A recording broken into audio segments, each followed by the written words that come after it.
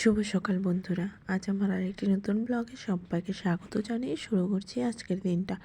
তো আমি অনিতা, চলো সারাদিন আমার সাথে থাকো আর আমাকে একটু সাপোর্ট করো।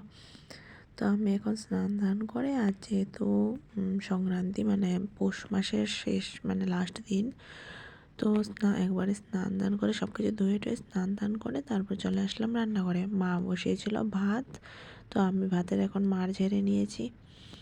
তো ভাতের মাড় ঝেড়ে ঝটপট করে রান্নাটা বসাবো। মা সবজি কেটে দিচ্ছিল, তো ঝটপট করে রান্নাটা করে নিই। চলো সারাদিন সাথে থাকো আর দেখতে থাকো।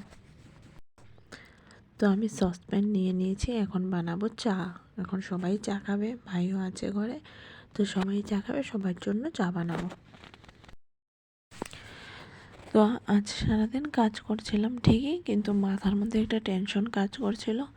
কি হবে মানে বড় মশাই যেহেতু গিয়েছে চিকিৎসার জন্য, জানি না কি হবে কি না, তো কখন গিয়ে পাবে, খাওয়া দাওয়া ঠিকমতো করছে কি না, এগুলি টেনশন করছিল।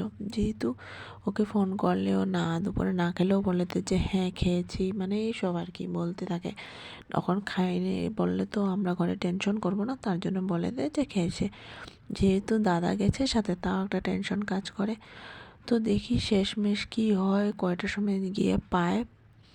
তো আমার বরমশাই ডক্টর দেখানোর জন্য কোথায় গেছে আমি তো তোমাদেরকে এতদিন বলিনি, তো আজ বলছি। ও ডক্টর দেখানোর জন্য গিয়েছে হায়দ্রাবাদ। তো ওই দিকে চা হচ্ছে, আর মা এখানে আমাকে খেতে দিল দই আর পিঠে। তো দই আর পিঠে আগে কোনোদিনও খাইনি, বিয়ার পরেই আমার খাওয়া শিখা আর কি। তো এখানে ওই চা হওয়ার পর চা আমরা খেয়েও নিয়েছি, তখন ওটা মানে শ্যুট করতে পারলাম না। তো এখানে আমি ঘুগনি নামিয়ে নিয়েছি অল্প আগে দেখলে, আর এটা মাছ ভাজা বসিয়েছি। তো মাছটা ভেজে নিয়েছি, এখন সব মাছ ভাজা হয়ে গেছে। আর ততক্ষণে না মাছ ভাজা হতে হতে ততক্ষণে সবার খাওয়া হয়ে গেছে। তো এখানে বাকি যা বেঁচে আছে ওগুলোই তোমাদেরকে দেখাচ্ছি। এখানে আছে টমেটো চাটনি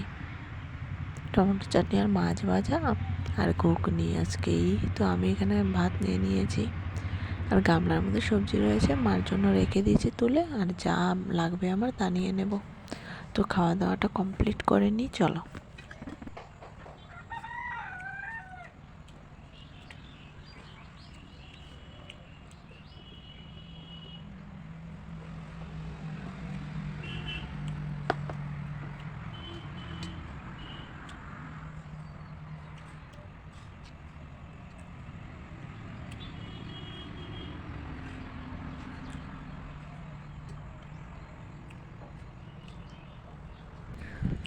তো এতক্ষণ খেতে খেতে আমি এদিক ওদিক কেন তাকাচ্ছিলাম, কার দিকে তাকাচ্ছিলাম, কার সাথে কথা বলছিলাম, তোমরা এটাই ভাবছো না? আমি মহারানীর সঙ্গে কথা বলছিলাম। তো অনেকক্ষণ পর তোমাদের সামনে আসলাম। এতক্ষণ মাকে অল্প হেল্প করে দিচ্ছিলাম পিঠা ওঠা বানানোর জন্য। তো এখন আমি রান্নাঘরে আসলাম। এই যে রান্নাঘরে এসে ভাত আছে, ভাত গরম বসালাম, আর দুপুরের মাছ ভাজা আছে, সবজি আছে, টমেটো চাটনি আছে, সব কিছু আছে। তো এখন চলে যাবে, বাবা খাবে না, আমি আর মা তো অল্প অল্প খাবো, আর ভাই খাবে, আর হয়ে যাবে। তো এই সাউন্ডটা মিউট করে আমি একটা কথা তোমাদেরকে বলছি। তোমরা সবাই জানো আমার বর হায়দ্রাবাদ গিয়েছে চিকিৎসার জন্য। তো এই যে দেখো আমার বর মশাই, তোমরা সবাই একটু ঠাকুরের কাছে প্রার্থনা করো যাতে ও সুস্থ হয়ে তাড়াতাড়ি ঘরে ফিরে। তো আজকের জন্য এতটুকুই। সবাই ভালো থেকো, সুস্থ থেকো, টাটা।